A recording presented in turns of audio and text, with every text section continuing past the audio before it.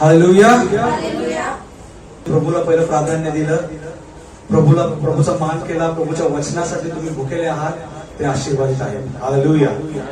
Okay, तर आजचं वचन चालू करण्यासाठी मला तुम्हाला तुमची थोडीशी मनाची तयारी करायची आहे. आजचं वचन एक टीचिंग आहे. ओके, प्रभूच्या जीवनामधून आपण आज काहीतरी शिकणार आहोत. ते जे शिकणं आहे, ती जी कडी आहे, तो जो वचन आहे, ते आपल्या जीवनामध्ये खूप मोठं काम करतं. कसं काम करतं हे मी तुम्हाला सांगेन, ते काय काम आहे ते पण मी तुम्हाला सांगेन. ओके, पण तुम्ही आज अशा आशेने बसा की तुम्ही प्रभूच्या जीवनातून आपण काहीतरी शिकणार आहे आणि ते आपल्या जीवनामध्ये आपण घेऊन येणार आहे. हालेलुया. तर आपण आपलं बायबल उघडूयात. लूक याचा 4वा अध्याय आणि 14च्या पुढे वाचू. नंतर येशू आत्म्याच्या सामर्थ्याने ओके गालिलात परत आला. ओके व त्याची कीर्ती चहूकडील प्रदेशात पसरली. तेव्हा सर्व त्याची वाहवाह करू लागले आणि जी कृपावचने त्याच्या मुखातून निघत होती त्याविषयी आश्चर्य करू लागले. ते म्हणू लागले, हा योसेफाचा पुत्र ना. त्याने त्यांना म्हटले, खरोखर तुम्ही मला ही म्हण लागू कराल की, हे वैद्या, तू स्वतःलाच बरे कर. ओके, कफरनहूमात ज्या गोष्टी तू केल्यास असे आम्ही ऐकले त्या इथेही आपल्या गावी कर. पुढे तो म्हणाला, मी तुम्हाला खचित सांगतो, कोणताही संदेष्टा स्वदेशात मान्य होत नाही. आणखी मी तुम्हाला खरे ते सांगतो की एलियाच्या दिवसात 3.5 वर्षे आकाश बंद राहून सर्व देशात मोठा दुष्काळ पडला होता. तेव्हा इस्रायलात पुष्कळ विधवा होत्या, तरी त्यांच्यातील एकीच्याहीकडे एलियाला पाठवले नव्हते. तर सिदोन प्रदेशातील सारफत येथील एका विधवेकडे मात्र त्याला पाठवले होते. तसेच अलिशा संदेष्टाच्या काळात इस्रायलात पुष्कळ कुष्ठरोगी होते, तरी त्यांच्यातील कोणी शुद्ध झाला नाही. तर सूर्याचा नामान मात्र शुद्ध झाला. हे ऐकून सभास्थानातील सर्व लोक संतापले. ओके, त्यांनी उठून त्याला गावाबाहेर काढले आणि ज्या डोंगरावर त्याचे गाव वसले होते त्याच्या कड्यावरून त्याला लोटून देण्यास तेथवर नेले. पण तो त्यांच्यामधून निघून गेला. आमेन. हे पूर्ण दाखला किंवा हा पूर्ण अध्याय वाचण्याचे कारण आहे. ओके, मला तुम्हाला त्याचं बॅकग्राऊंड ऐकवायचं होतं. बॅकग्राऊंड काय झालं होतं. ओके, नासरत हे जे गाव आहे एका इकडीवरती आहे, एका हिल वरती आहे, एका हाईट वरती बसलेलं आहे. ओके, परमेश्वर जेव्हा त्या गावामध्ये होता, त्या मंदिरामध्ये गेला. ओके, तिथं काही गोष्टी घडल्या. जर तुम्ही आता हे नीट ऐकलं असेल तर तिथे एक संभाषण घडलं. ओके, परमेश्वरानं एक बायबलचा त्याला टोरा म्हणतात, त्याचं वचन तेव्हा ते वाचलं आणि त्याच्यानंतर ते डिक्लेअर केलं की आता हे शास्त्रले पूर्ण झालेलं आहे. माझी इच्छा आहे की तुम्ही 22वं वचन एकदा लक्ष द्यावं. 22वं वचन वाचा एकदा. तेव्हा सर्व त्याची वाहवाह करू लागले. जी कृपावचने त्याच्या मुखातून निघत होती त्याविषयी आश्चर्य करू लागले. आता हा योसेफाचा पुत्र. ओके, आता 22व्या वचनामध्ये काय दिसतं की जे तिथं लोक होते, त्या मंदिराच्या जवळपास जे लोक होते ते प्रभूची वाहवाह करू लागले. ओके, वाहवाह करत असते. प्रभूच्या मुखातून जे वचन निघत होते ते त्यांना आवडत होते. ओके, ते त्याची वाहवाह करत होते, प्रशंसा करत होते. आता एकदा तुम्ही 29वं वचन वाचा. त्यांनी उठून त्याला गावाबाहेर काढले आणि ज्या डोंगरावर त्याचे गाव वसले होते त्याच्या कड्यावरून त्याला लोटून नेण्यास तिथं नेले. ब्रदर सिस्टर्स, थोडासा विचार करा इथं काय घडतंय. प्रभू त्या मंदिरामध्ये आहे. प्रभूनं स्वतःला डिक्लेअर केलं, सांगितलं लोकांना की मीच तो ख्रिस्त आहे. लोकांना सुरुवातीला आनंद झाला. सुरुवातीला 22व्या वचनामध्ये लिहिलेलं आहे की लोक त्याची प्रशंसा करत होते आणि 29व्या वचनापर्यंत असं काय घडलं की तेच लोक संतापले आणि तेच लोक प्रभू येशूला त्या डोंगरावरून खाली पाडण्याचा प्रयत्न करत होते. हालेलुया. हे काय घडलंय, असं काय गोष्ट होती ओके, आता हे तुम्हाला मी सांगतो काय, जर तुम्ही 23व्या वचनापासून जर तुम्ही 28व्या वचनापर्यंत जर तुम्ही थोडासा अभ्यास केला तर तिथं एक संभाषण आहे, एक कन्व्हर्सेशन आहे. ओके, परमेश्वर काही गोष्टी सांगत आहे, तिथं शास्त्री लोक काही ऐकत आहेत. ओके, तिथं एक छोटीशी आर्ग्युमेंट आहे. तिथं परमेश्वरानं एलियाचा त्या विधवेबाईचा उल्लेख केलेला आहे. असे बरेचसे उल्लेख तिथं करून बऱ्याचशा काही टिप्पणी तिथे केली, एक आर्ग्युमेंट झालेली ब्रदर्स सिस्टर्स. त्या आर्ग्युमेंटला धरून, त्या संभाषणाला धरून ते लोक संतापले आणि संतापून ते परमेश्वराला त्या डोंगराकडं कोपऱ्याकडे नेऊन ढकलू पाहत होते, म्हणजे मारू पाहत होते. ओके, मला म्हणायचं काय आहे ब्रदर्स सिस्टर्स, आपल्या जीवनामध्ये हमेशा असे प्रसंग येतात जेव्हा तुम्ही कोणा ना कोणासंगती एका कन्व्हर्सेशन मध्ये असतात. विचार, समजा एखाद्या माणसाचा विचार वेगळे असेल, मित्रांमध्ये असतं, ऑफिसेसमध्ये असतं, कामाधंद्यामध्ये असतं. बरेचसे लोक काय करतात, भांडणामध्ये पडतात. त्या कन्व्हर्सेशन मध्ये, त्या बाचाबाचीमध्ये हमेशा लोक जिंकण्याचा प्रयत्न करतात. आता एकदा 30 वचन वाचा बरं एकदा. पण तो त्यांच्यामधून निघून गेला. माझी इच्छा आहे ब्रदर सिस्टर, तुम्ही हे वचन थोडस तुमच्या डोळ्यासमोर आणा, या वचनावर थोडासा विचार करा. ब्रदर सिस्टर्स, तो यहोवा परमेश्वर स्वतः फ्लॅश अँड ब्लड मध्ये होता. स्वतः परमेश्वर त्या जगामध्ये आला होता, स्वतःला डिक्लेअर केलं होतं. असे बरेचसे त्यांनी ऑलरेडी कृत्य केली होती. त्या प्रभू येशूनी त्या घटनेमध्ये तिकडं थांबून स्वतःचा पॉइंट सिद्ध करायचा प्रयत्न केला नाही. इथं असं कुठंच लिहिलेलं नाहीये. या घटनेमध्ये लिहिले की प्रभू येशू तिथून निघून गेला. त्या भांडणामध्ये, त्या कन्व्हर्सेशन मध्ये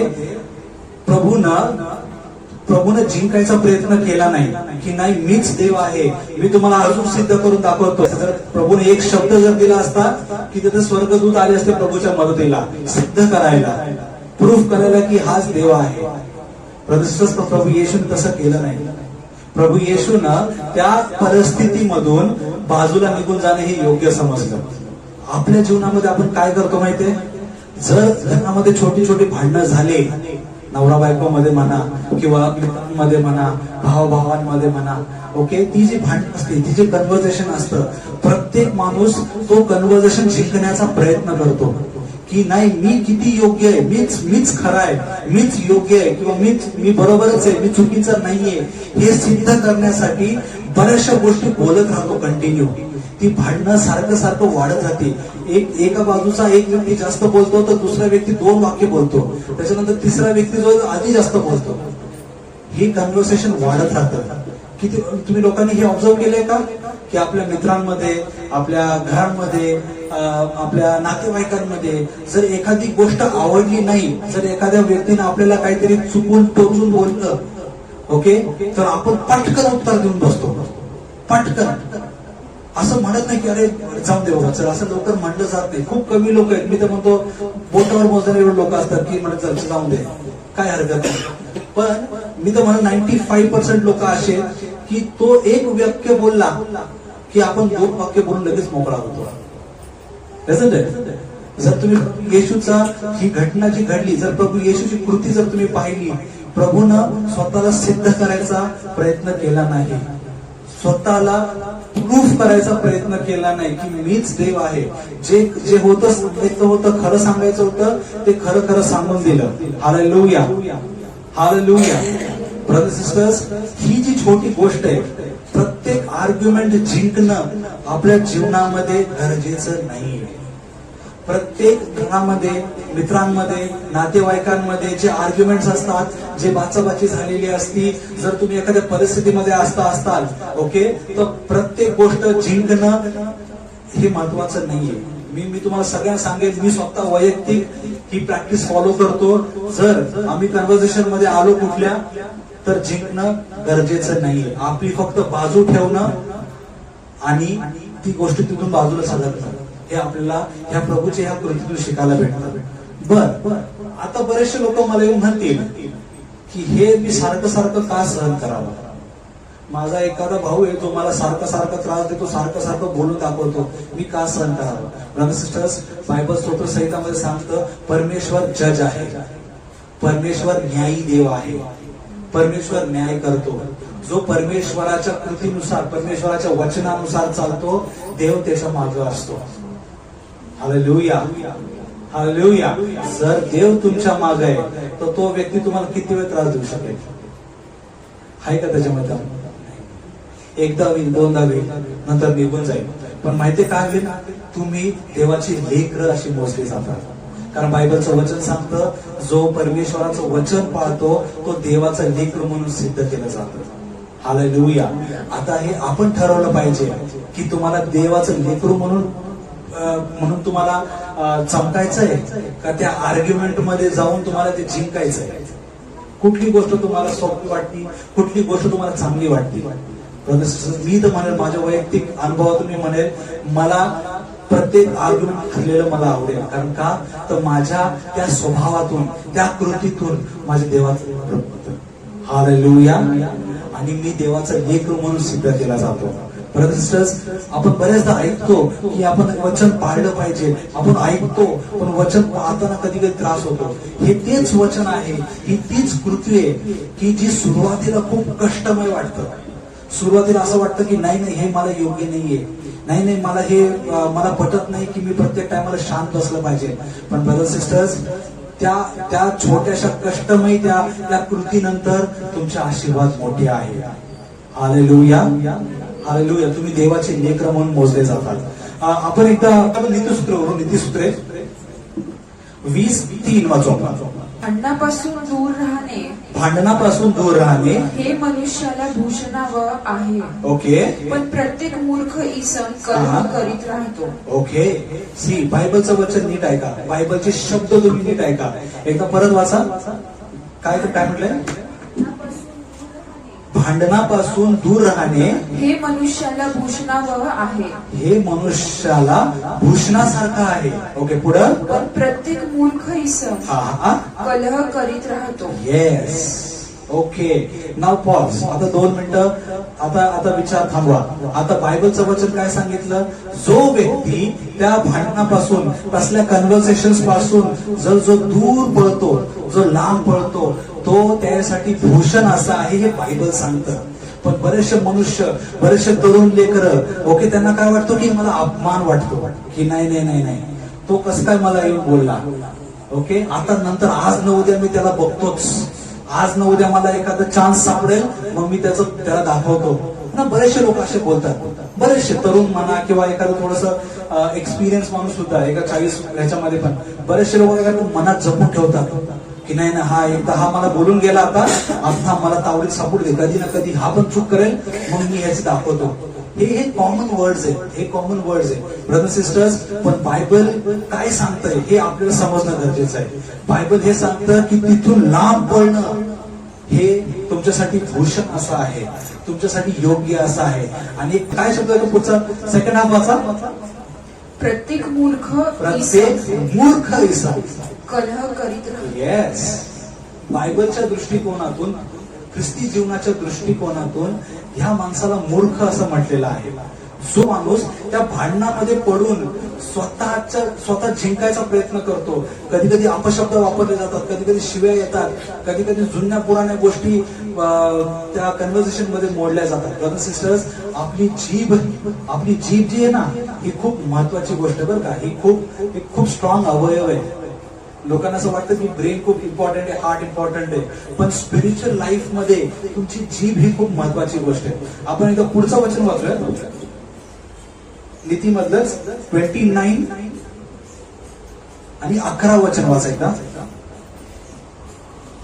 मूर्ख आपल्या मनातील सर्व क्रोध व्यक्त करतो. ओके. पण सुज्ञ तो मागे आवरून ठेवतो. मला म्हणायचं का, मी असं म्हणत नाही की सगळेच तुम्ही भांडणं करतात, नाही, सगळेच तुम्ही भांडकुट आहात, सगळे तुम्ही वाईट बोलतात, असं नसतं. पण सैतान हमेशा आपल्या जीवनामध्ये असे काहीतरी ते पल आणतो, तो घटना आणतो की जिथं माणसाच्या बुद्धीने चालायचा प्रयत्न करतो, पण परमेश्वराचं वचन तिथं मागं राहतं. माहित असतं वचन काय आहे. बायबल मधलं वचन हा सांगतं की तुम्ही चांगलं वागा, तुम्ही एकमेकांवर प्रेम करा, पण अशी काहीतरी घटना घडते जो सैतान तुम्हाला परीक्षेमध्ये टाकतो. पण गमत काय होती माहितीये, आपण आपला धैर्य सोडून टाकतो, आपण आपल्या जीभीची तो कंट्रोल सोडून टाकतो, आपण त्या कन्व्हर्सेशन मध्ये, त्या भांडणामध्ये ओके जिंकायचा प्रयत्न करतो. कधीच लोक असं होत नाही की जाऊन सोडून टाक बाबा चल, नाही, लोक हार मानायला खूप जड असतात की नाही आता भांडण झालं, मी कसं काय हरलो, आता मी ह्याला दाखवतोच. बरेचसे लोक पोलीस कंप्लेंट करतात, खोटं बोलतात. बरेचसे लोक मग तरुण लेकर काय करतात, कॉलेजमध्ये किस्सा सांगतो मी तुम्हाला. कॉलेजमध्ये नॉर्मली काय होतं, पोरं एकत्र येतात, अरे हा हिने मला हे केलं, 4 पोरं येऊन दांडे बिंडे घेऊन बाईक वरती पल्सरवर जाऊन भांडायला जातात. हे खूप साऱ्या गोष्टी होतात. जर तुम्ही थोडस जगामध्ये जर तुम्ही वावरला, जर तुम्ही न्यूजपेपर वाचले, न्यूजपेपरमध्ये कितीतरी वेळा लिहून येतात, टीव्ही मध्ये तुम्ही पहा, हे कसं काय भांडणं होतात, हे मर्डर्स होतात, कुठं काय होतं. ब्रदर्स सिस्टर्स, हृदयाचा ताबा ठेवतो, जो आपल्या जिभेचा ताबा ठेवतो, जो आपल्या रागाचा ताबा ठेवतो, ओके, ते त्यासाठी भूषण असं आहे. आणि वचनानुसार वागतो, ज्या परमेश्वराने जशी कृती करून दाखवली तसा वागतो, ओके, तो धन्य आहे. ओके, तो मूर्ख नाही, मूर्खाचा वापरला आहे.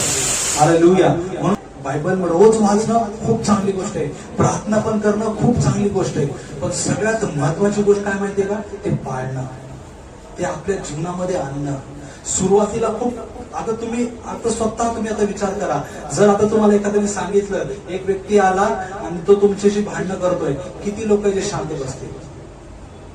स्वतःचा प्रश्न स्वतःला विचार, कारण हा स्वतः प्रश्न मी माझ्या स्वतःला विचारलेला आहे. ओके, पहिलं उत्तर येतं की नाही. मग आता वचन ऐकलंय मी, मग आता वचन ऐकल्यामुळे मग एखादं एक बाजूचं मन म्हणतं की हा ठीक आहे, बसलं पाहिजे. वचन ऐकायच्या आधी जर हा प्रश्न मी तुम्हाला विचारला असता तर बऱ्याचशा लोकांनी उत्तर दिलं नसतं. मला म्हणायचं काय आहे, मी तुम्हाला चुकीचं सिद्ध करत नाहीये, कारण बायबलचं वचन तुम्हाला समजणं गरजेचं आहे. आपण ज्या काळामध्ये जगत आहोत हे खूप शेवटचा काळ आहे. कुठल्याही घटनेमध्ये, कुठल्याही क्षणामध्ये प्रभूचं आगमन होईल. बायबलचं वचन सांगतं तो जो पावल्यासारखं येणार आहे. इच्छा आहे की असं जसं ख्रिस्ताचं जीवन होतं तसं आपलं जीवन असलं पाहिजे. जसं ख्रिस्त या जगामध्ये होता, जशी ख्रिस्ताची इच्छा आहे आपलं जीवन कसं असलं पाहिजे ते आपल्याला माहिती असणं गरजेचं आहे. Hallelujah, hallelujah. मला माहिती थोडंसं सिरियस गोष्ट आहे, पण ब्रदर्स सिस्टर्स मला तुम्हाला सांगू द्या, जो व्यक्ती हा वचन समजेल, जो व्यक्ती हा वचनानुसार चालेल, ज्या व्यक्तीला ह्याचं गहन अर्थ समजेल, ब्रदर्स सिस्टर्स, तो आशीर्वादित आहे, तो आशीर्वादित आहे. परमेश्वर तुम्हाला सहाय्य करतोच करतो, परमेश्वर तुम्हाला मदत करतोच करतो. पण जो व्यक्ती देवाच्या मागे जायची इच्छा ठेवतो, ख्रिस्ताला फॉलो करायची इच्छा ठेवतो, त्यांना हे वचन माहिती असणं गरजेचं आहे. Hallelujah, praise Lord. आपण याकोबाचं पत्र उघडून येता,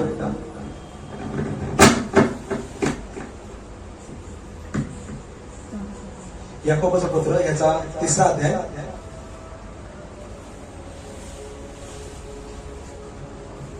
5 आणि 6 वचन वाचू. 5 वचन वाचू आपण आता.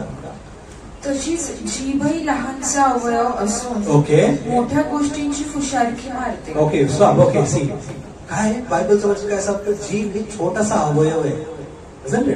जीभ हा छोटासा अवयव आहे, पण ती फुशारकी मारते. बऱ्याचशा लोकांना वाटतं, मी आता मग कशी बोललो ना, बऱ्याचशा लोकांना वाटतं की मेंदू, हार्ट हे खूप महत्वाचे, येस महत्वाचे आहेत, पण अवयव हा जो छोटा अवयव आहे ना, हा खूप मोठे मोठे काम करू शकतो, हा खूप लोकांना त्रास देऊ शकतो, खूप आशीर्वाद घेऊ पण शकतो. हालेलुया. मी एक एक्झाम्पल सांगतो, जर एका लहान लेकराला किंवा एका माणसाला जर मारलं किंवा एखादं लागलं, ऍक्सिडेंट झाला, पायाला लागलं, थोडंसं ठेचळलं, तर ती जी जखम आहे ती 4 दिवसात 5 दिवसात बरी होऊन जाते. पण जर एखाद्या आपल्या जवळच्या माणसाने, आपल्या घरातल्या माणसाने, हृदयाच्या जवळच्या माणसाने जर खूप टोचून बोललं ना, तर ते दुःख खूप दिवस चालतं. का चालतं माहितीये, कारण ते लागणं छोट आहे, पण ती जीभ जे काम करते ना, ती काम जे करते ते लोकांच्या हृदयामध्ये ते मोठं असतं. ते जे दुखणं असतं, ते जे नासूर जो तयार होतो तो खूप मोठा तयार होतो, आणि कदाचित तो पुढचा व्यक्ती तुमच्याविषयी वेगळी विचारधारणा तयार करतो. ब्रदर्स सिस्टर्स, हीच सैतानाची ट्रिक असते. सैतान तुमच्या जिभेचा वापर करतो तुम्हाला खाली पाडण्यासाठी, तुमचे आशीर्वाद चोरण्यासाठी. ओके, तुमची जी स्पिरिच्युअल ग्रोथ आहे ती थांबवण्यासाठी. बरेचदा असं होतं की यार मी तर प्रार्थना करतोय, मी बायबल वाचतोय सगळं ठीक आहे, अरे पण त्या माणसाची जीभच कंट्रोलमध्ये नाहीये. सकाळी 7 वाजता उठून प्रार्थना होती, 7 ते 8 प्रार्थना केली जाते, पण दुपारी संध्याकाळी काय होतं, कामावर जातो, ऑफिसला जातो, कुठेतरी कोणतरी काहीतरी बोललं, जसं तो 1 तास प्रार्थना केली तरी 1 तास तिथं भांडून पण आला. Doesn't make sense, right? काय काय महत्वाचं, काही त्याला अर्थ राहत नाही. का अर्थ राहत नाही? कारण जीभ ही आपला हा असा अवयव आहे जो आग तयार करते. पुढचं वचन वाचायचं, 6 वचन वाचा. जीभ ही आग आहे. येस, जीभ ही आग आहे. ती अनितीचे भुवन आहे. आपल्या अवयवात सर्व शरीर अमंगळ करणारा अवयव जीभ आहे. येस, ती सृष्टीचे चक्र पेटवणारी आणि नरकाने पेटवलेली अशी आहे. ओके, सी बायबल काय सांगतं? जीभ ही असा अवयव आहे जो तुमचं पूर्ण शरीर दूषित करू शकतं. हे आपल्याला शिकणं गरजेचं आहे, हे आपल्याला माहिती असणं गरजेचं आहे. फक्त माहिती असून नाही तर हे आपल्याला पाळणं गरजेचं आहे. मला तुम्हाला सांगू, एक एक्झाम्पल सांगतो मी तुम्हाला. स्वतः प्रभू येशूनी, ओके, आता बायबल हे स्वतः देवाकडचे, देवाचे वचन आहे, देवाचे शब्द आहे. बायबलमध्ये फक्त लिहिलेलं नाहीये की तुम्ही असं करा, तुम्ही हे करा. नो, प्रभू येशूनं स्वतः हे करून दाखवलेलं आहे. बऱ्याचशा लोकांना काय वाटतं की नाही, हे फक्त वाचायची गोष्ट आहे, ही फक्त ऐकायला चांगली वाटती, ही फक्त बोलायला चांगली वाटती, ही फक्त समोर भाषण द्यायला चांगली वाटती. नो, हे प्रॅक्टिकल नाहीये. ब्रदर सिस्टर्स, हे प्रॅक्टिकल आहे, कारण स्वतः प्रभू येशूनी हे करून दाखवलेलं आहे. लोकांच्या पुस्तकामध्ये जेव्हा स्वतः प्रभू येशूला खेळ ठोकले होते तेव्हा प्रभू येशूनी उलट उत्तर देऊन काही बोललेलं नाही, तर प्रभू येशूनी ही प्रार्थना केली की परमेश्वरा, हे माझ्या बाप्पा यांना क्षमा कर. ब्रदर सिस्टर्स, हे शक्य आहे. बऱ्याचशा लोकांना वाटतं, आता का माहितीये का वाटतं? आता ही गोष्ट तुम्ही बाजूला ठेवा.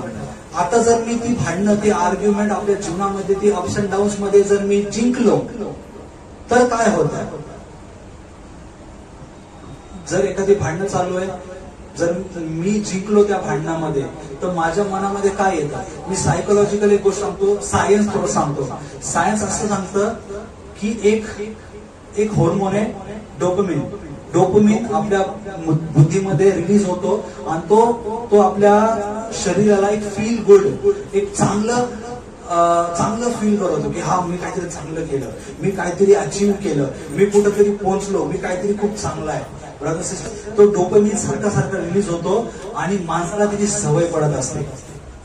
सवय पडती आणि सारखं ते लोक तसे करतात. माणूसच्या शरीरच हिस्सा आहे, आपल्या हातात आहे की आपण त्या गोष्टीतून बाजूला पडलं पाहिजे. कसं आहे, आपण आजपर्यंत हे पाहिलंय की परमेश्वर चमत्कार करतो, आपण पाहिलंय की देव प्रेम करतो, देवानं आपल्याला खूप प्रेम केलेलं आहे. पण ब्रदर सिस्टर, देवाची इच्छा काय की आपण ह्या भूतलावर जीवन जगत असताना आपण कसं जगलं पाहिजे हे देवानी कृती करून दाखवलेली, फक्त सांगितलेलं नाहीये. फक्त सांगितलं की तू असं कर आणि मग तू आशीर्वादित होशील. प्रॅक्टिकल प्रभू येशूने ते करून दाखवलेलं. ही झाली एक गोष्ट. आता दुसरी गोष्ट काय होतं, अजून एक काय होतं, जर मी भांडलो एखाद्या व्यक्तीला, सारखं भांडतोय आणि मला माहितीये आता हा व्यक्ती माझ्या पुढे जिंकू शकत नाही, मीच जिंकणार. सगळ्यात खतरनाक गोष्ट, सगळ्यात डेंजरस गोष्ट काय होती माहितीये का? सैतान आपल्या मनामध्ये प्राईड टाकतो, हळूहळू घमंड तयार होतो. माणसाच्या जीवनामध्ये, हृदयामध्ये स्वतःवरचा भरोसा निर्माण होतो की मी काहीतरी श्रेष्ठ आहे, मी काहीतरी खूप हुशार झालोय, आता मी जिंकणार, आता मी भांडणामध्ये मला कोणी पुढे जाऊ शकत नाही, मी काहीतरी खूप एस्टॅब्लिश आहे. ही सगळ्यात डेंजरस गोष्ट आर्ग्युमेंट्स मध्ये होते. आर्ग्युमेंट्स मध्ये लोकांच्या हृदयामध्ये थोडं करून घमंड तयार होतं. हे मानवी स्वभाव आहे. आणि तुम्हाला सगळ्यांनाच माहित असेल, ओके, जो सैतान खाली फेकला गेला, सैतान हा फेकला गेला फक्त प्राईडमुळे, त्या घमंडामुळे. त्याला स्वतःच्या सौंदर्याचा खूप घमंड आला. त्याच्यासोबत वन थर्ड हे सगळं देवदूत खाली फेकण्यात आले. का माहितीये? प्राईड ही अशी गोष्ट आहे जी तुमची स्पिरिच्युअल ग्रोथ, तुमचे आशीर्वाद एका झटक्यात थांबवू शकते. मला म्हणायचं काय आहे, परमेश्वर आशीर्वाद देतो, परमेश्वर चमत्कार करतो, परमेश्वर आपल्या जीवनामध्ये आपला साथ देतो, पवित्र आत्मा आपलं मार्गदर्शन करतो.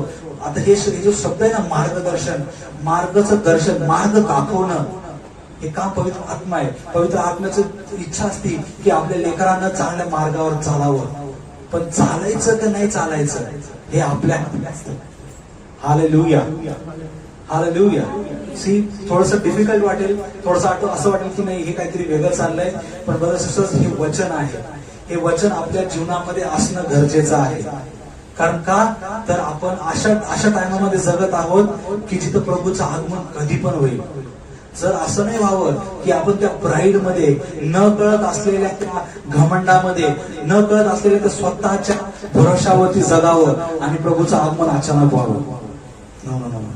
प्रभूचं आगमन, जेव्हा प्रभूचं आगमन होईल तेव्हा आपलं हृदय आपलं देवासमोर तयार असणं गरजेचं आहे. आपण प्रार्थनेमध्ये असणं गरजेचं आहे. प्रार्थनेमध्ये असणं ही एक गोष्ट आहे, पण आपलं शरीर, आपलं हृदय हे तयार करणं हे इथून सुरुवात आहे. हमेशा हे लक्षात ठेवा, ही जी जीभ असते, ही जीभ नाते जोडू पण शकते आणि नाते तोडू पण शकते. नाते तोडतं पण आणि जोडतं पण हे जीभ करते. आता मी फक्त जगातले नात्याचं नाही म्हणते, मी स्पिरिच्युअल नातं सुद्धा म्हणतो. ओके, बरेचसे लोक खूप ट्राय करतात की देवाच्या जवळ जायचंय, अजून देवाला अजून ओळखून घ्यायचंय, अभिषेक पाहिजे, आशीर्वाद पाहिजे, हो पाहिजे, सगळं पाहिजे असतं. पण ब्रदर सिस्टर्स, ही टेक्निक आहे, ही ती कडी आहे, ही आपल्याला माहिती असणं गरजेचं आहे की आपण कुठल्या गोष्टी कंट्रोल केल्या पाहिजे, कुठल्या गोष्टी कसं बोललं पाहिजे. कारण बायबल काय सांगते, जीभ ही आगेसारखी आहे. परमेश्वरानं ती आर्ग्युमेंट जिंकली नाही. परमेश्वरानं लांब तिथून निघून गेला आणि जे परमेश्वराचं काम होतं तेच केलं. अजून गालिलातून पुढे गेलं, नासर पण गालिलाकडे गेलं, बरेचशा ठिकाणी गेलं आणि सगळ्यांना बरे करतच सुटले. ओके, परमेश्वराचं काम थांबलं नाही. ओके, आपली जी जर्नी जे परमेश्वरासोबत चालण्याची ही थांबून देऊ नका. जो व्यक्ती एक पाऊल मागे घ्यायला शिकल, ओके, तो देवाच्या राज्यात एक पाऊल पुढे जाईल. हालेलुया. मी परत एकदा सांगतो, जो व्यक्ती अशा कन्व्हर्सेशन मध्ये एक पाऊल मागे घेईल तो स्वर्गाच्या राज्यात एक पाऊल पुढे जाईल. ब्रदर्स सिस्टर्स, हे आपल्या हातात आहे, हे आपल्या हातात आहे. आपण हे कसं केलं पाहिजे. ओके, सैतानाला ते आशीर्वाद चोरू देऊ नका. सैतान काय करतो, तुमच्या कानामध्ये तसे शब्द टाकतो, आपण मागं सरतोय. आपल्याला जिंकायची गरज नाहीये. कारण का माहितीये, इथं जिंकलं ही गोष्ट वेगळी, पण आपण स्वर्गाच्या राज्यात जिंकलेलो आहोत. किती मोठी गोष्ट आहे. आता आपण ठरवलं पाहिजे की ही कन्व्हर्सेशन जिंकायचंय का स्वर्गाचं राज्य जिंकायचंय. हालेलुया. थोडंसं जड झालं असेल, पण हे महत्वाचं आहे. कारण नातं देवासोबतचं टिकणं हे तेवढंच महत्वाचं आहे. स्पिरिच्युअल लाईफ ग्रो होत असताना, एक एक पाऊल पुढे जात असताना सैतान आपल्या जीवनामध्ये हे टाकत असतो. थर्सडेला मी विचार करत होतो गुरुवारी की मी काय सांगावं, कुठलं व्हिडिओ टाकावं, काय करावं. तर देवाने मला 2दा माझ्या मनात हे वचन सांगितलं. बरेचसे लोक विचार करतात की मला फक्त आशीर्वाद पाहिजे, हो देव मला आशीर्वाद पाहिजे. देव आशीर्वाद द्यायला तयार आहे, खूप आशीर्वाद द्यायला तयार आहे.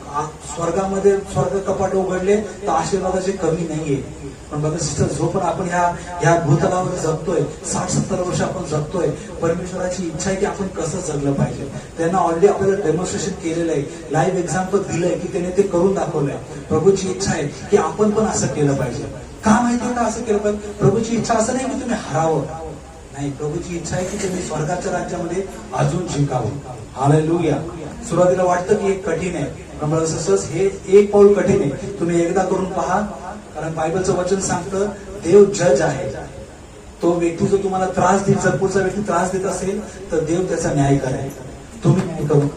तुम्ही तुमच्या मुखानं चुकीचे शब्द बोलू नका किंवा तुमच्या शब्दानं एखाद्याचं मन हर्ट करू नका.